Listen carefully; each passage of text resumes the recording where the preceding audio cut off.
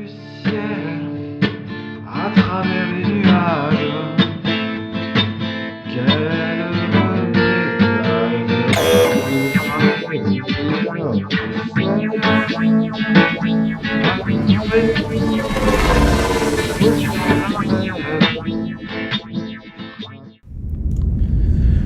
Dire qu'il y a des centaines d'années, on regardait ces étoiles en se demandant s'il y avait de la vie. On envoyait des objets qui ressemblaient à des canettes de soda, prendre des photos sur des distances insignifiantes. Maintenant, on saute de système en système, on mine des planètes entières comme si c'était des petits bouts de terre, sans autre utilité, quoi. Parfois, j'essaie de me mettre à la place d'un homme de l'ancienne humanité. Je m'imagine cloué au sol, toute l'humanité aurait été mon voisinage en fait.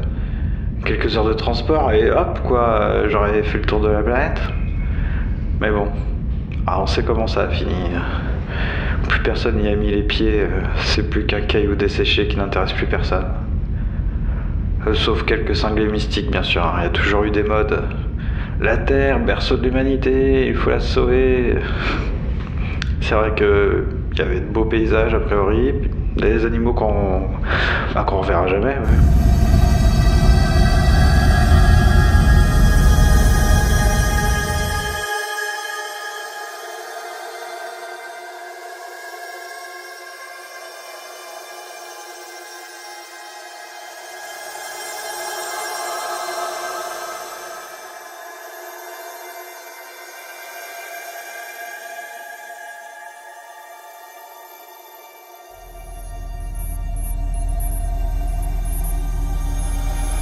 Yeti, Oui, L38. tu aperçois l'anomalie? Je devine sa présence. Ça n'est pas dans tes habitudes d'utiliser des mots aussi vagues. Le terme me paraît approprié, car je n'aperçois pas l'anomalie. Mais certaines données me permettent d'estimer une présence anomale. Et est-ce que tu devines sa localisation? Oui, mais avec encore trop de marge d'erreur. Est-ce qu'on est en vue des radars à présent? Théoriquement, oui. Mais pour l'instant, ça ne devrait pas poser de problème. On peut nous confondre avec un des astéroïdes de l'anneau de Xi'an 3, c'est ça? Vous apprenez vite, L38. Comment va-t-on approcher alors? J'imagine que nous n'allons pas faire un saut... Si, justement. La première loi... Sans entrer dans les détails techniques, je ne suis pas soumis tout à fait aux mêmes lois robotiques que les autres modèles. Toute la série Yeti est ainsi? Non. Seulement une série très particulière conçue pour des missions très particulières, comme celle-ci. Laisse-moi deviner à mon tour. J'imagine qu'il y a quand même une première loi, mais qu'elle a été modifiée? Allégée en effet. Vous devinez très bien. Rassurez-vous, je ne vous tuerai pas. Me voilà rassuré, effectivement. Mais je veux prendre des risques. Des risques? À partir de quel seuil? C'est laissé à mon appréciation. C'est l'une des choses que n'avait pas prévu Asimov. Comment cela? Ce n'est pas important d'en discuter maintenant. N'allez cependant pas croire que j'allais parler de libre arbitre. Non. Le libre arbitre, c'est une connerie. Les humains n'y croient plus depuis 10 000 ans. Je serai en mesure de savoir si on peut sauter dans 4 heures. Eh bien, ça me rassure que tu prennes pas ta décision à la légère. Je ne tiens pas à gaspiller les ressources allouées par la Fédération à cause d'une erreur de calcul. Oui, j'ai bien conscience que l'équipement coûte plus cher que nos existences. Pour être exact, votre existence est ce qui coûte le moins cher à bord de ce vaisseau. Je vois que la première loi a bien été allégée. Tiens, puisqu'on a du temps devant nous, justement j'ai une question à te poser à propos du temps. Je suis tout oui. Qu'est-ce qui cloche le plus selon toi dans la conception du temps chez l'homme? Vous jugez ce qu'est le temps selon votre expérience. C'est tout? C'est déjà pas mal. Mais tu ne fais pas la même chose? Je suis un robot. L'expérience ne signifie rien pour moi. Je n'expérimente pas ce qu'est le temps, je le conçois, c'est tout. C'est une grande différence. Tu veux dire que le temps ne provient pas de l'expérience et que l'homme, du fait de sa nature, voit le temps uniquement sous l'angle de la succession? Lorsqu'il pense, l'homme est capable de concevoir de façon plus subtile, mais par sa culture et son expérience, il a tendance en effet à toujours ramener le temps à lui, sujet qui observe dans l'espace des choses qui se passent les unes après les autres, se succèdent et il appelle ça le temps, alors que ce n'est que son expérience. Ce qui se passe sous ses yeux, ce n'est pas ça, le temps. Ah, tu veux... Qu'est-ce qui se passe? Nous avons un problème.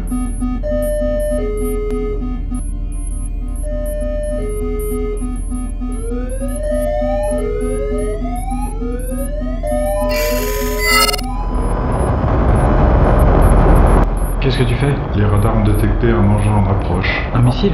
Non, il s'agirait plutôt d'un vaisseau d'interception, modèle standard de l'armée. Pour l'infiltration, c'est rareté. Pour la négociation aussi. On nous envoie un engin militaire, je n'aime pas trop discuter. Le vaisseau est équipé pour contrer un vaisseau de l'armée? Négatif L38. Je vais les semer dans l'anneau de Shi'an 3 et faire un petit détour. On a sous-estimé leur radar. Je pense plutôt que le périmètre est surveillé. Il a dû se produire quelque chose dont nous n'avons pas été informés alors. Très probablement. Laisse-moi deviner, ils sont beaucoup plus rapides que nous. C'est un modèle Kuaishun, conçu pour intercepter tout type d'engin connu. Donc oui, ils vont nous rattraper. Nous avons un avantage. Laisse-moi deviner, c'est toi l'avantage? Le pilotage du Kuaishun semble celui d'un être humain. On nous rattrape quand même. Mettons-les à l'épreuve. Nous entrons dans l'anneau. Loin de moi l'idée de remettre en question tes qualités de pilote, mais... Les alarmes s'affolent, c'est normal. Mais il n'y a aucun risque que je percute un... Je crois que t'as parlé trop vite. Ce n'était pas un astéroïde. Notre poursuivant semble équipé d'un laser. Ils ont touché le réacteur principal. J'ai coupé moi-même les moteurs. J'espère qu'ils vont pas finir le boulot depuis l'extérieur. L38, Quoi? Ne me dis pas que tu vas enregistrer mes dernières paroles. nous allons changer de vaisseau. D'après ce que j'entends, on va avoir de la compagnie. Ils viennent d'entrer. Ils sont 3. Le pilote est encore aux commandes. On fait quoi maintenant? Yeti? Yeti? 不是少帅，沈叔，你的哨，不要开枪， C'est un vaisseau de commerce. 船员在哪里？ Il n'y a pas d'équipage, je suis tout seul à bord. 你为什么说中文？ Je vous l'ai dit, je fais du commerce. Suo Mai Mai, c'est pour ça que je parle chinois. 你待在床上，以明显范围保护。 C'est vraiment nécessaire les entraves, je suis pas armé. Hein. 我没有武器，跟我们一起来，快！ Oui, je vous suis. Yeti, qu'est-ce que tu fabriques? Ne me laisse pas tomber, hein. C'est le moment de prouver que t'es un Yeti. 戴上你的头盔。 Oui, je mets mon casque, hein. Y a pas le feu. 坐下，走。飞行员，你在做什么？ Nom d'un Manglador. Surprise L38. Yeti? Voici l'équipement le plus cher de la mission. Tant pis pour le Feiju. Nous allons le laisser là pour l'instant. Nom d'un Klingon. Oui, je sais. Je suis un vrai Ça robot me fait maintenant. bizarre de te voir comme ça. Je t'ai toujours considéré... Comme un ordinateur. Vu la valeur d'une unité Yeti, nous ne sommes jamais envoyés sur le terrain. C'est une première. Alors, vous aviez anticipé que ça allait mal se passer? La Fédération n'aimerait pas beaucoup l'idée que je disparaisse suite à la destruction d'un vaisseau. Nom d'un Kaijan Nyctos rouge. Quoi encore? Vous n'aimez pas le style de cette armure? Je viens de me rendre compte. La première loi? Allégé. Tu parles d'une petite modification. Tu viens de couper en deux 4 êtres humains. Si ça peut vous rassurer, je n'y ai éprouvé aucun plaisir. Ni aucun remords. Et il y a peu de choses qui me distinguent d'un sociopathe à présent. Je comprends pourquoi les clauses de confidentialité étaient plus longues que le contrat lui-même que j'ai signé. Qu'est-ce que tu fais? Je balance les corps dans l'espace. Donnez-moi un coup de main. Je rêve. J'ai vraiment l'impression d'être un sociopathe maintenant. Ce n'est pas que je suis particulièrement maniaque, mais ces gros morceaux de viande risquent de nous gêner. L38, respirez un bon coup. En un sens, ils étaient déjà morts. Très bien, Yeti. Sans rancune. À qui tu parlais là? À l'espace, à qui d'autre? Ces débris spatiaux sont une plaie pour la navigation et pour l'environnement. Bon, trêve de bavardage, il faut faire vite. Et le reste de l'équipement... J'ai fait mes valises avant de partir, pas vous?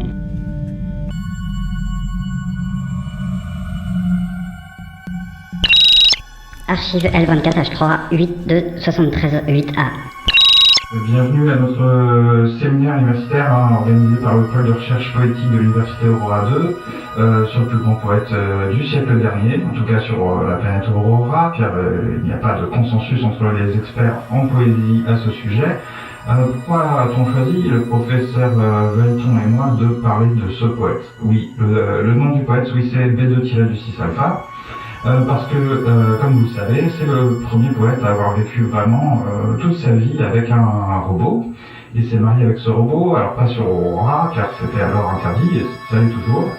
Il s'était marié avec ce robot du nom d'Apple sur une des planètes périgalactiques. Chez les bouseux. Il y a eu beaucoup de problèmes à cause de ça, déjà à l'époque. Tout le monde n'était pas d'accord pour légitimer un amour, et là je mets des guillemets, entre un être humain et une calculette. Pour citer son plus fervent détracteur et commentateur, décédé d'ailleurs Il y a 15 jours, une mort accidentelle dont on ne parlera pas dans ce séminaire, bien, le débat à l'époque était de calculer l'âge et la durée de vie du robot. Comme vous le savez, les anti-genres et les antispécistes ont été au pouvoir sur Aurora pendant un siècle environ, et puis suite à de multiples problèmes, dont une famine sans précédent, et bien une guerre civile avait enfin un terme. Bref, on s'est débarrassé d'eux, gloire à Silfriscat. Gloire à Silfriscat. Merci les amis. Donc B2-6 Alpha était un genre de pervers, a-t-on retenu de lui dans l'histoire, parce que le robot avec lequel il s'est marié n'avait que 4 mois, et que sa durée de vie est encore, d'ailleurs aujourd'hui, estimée à 6 000 ans, à un temps qu'on lui change de pile, et bien ça faisait du coup être une sorte de pédorobophile. Mais on n'est pas là pour parler de ça. Nous parlerons de B2-6 espace alpha pour nous intéresser à ces poèmes qui traitent pour la grande majorité de l'érotisme robotique. C'est pourquoi nous avons intitulé ce séminaire La chair et l'acier. Bon, vous avez remarqué sur les réseaux sociaux, nous avons sous-titré ce séminaire pour faire venir plus de monde. Peut-on enculer un robot non humanoïde au nom de l'amour?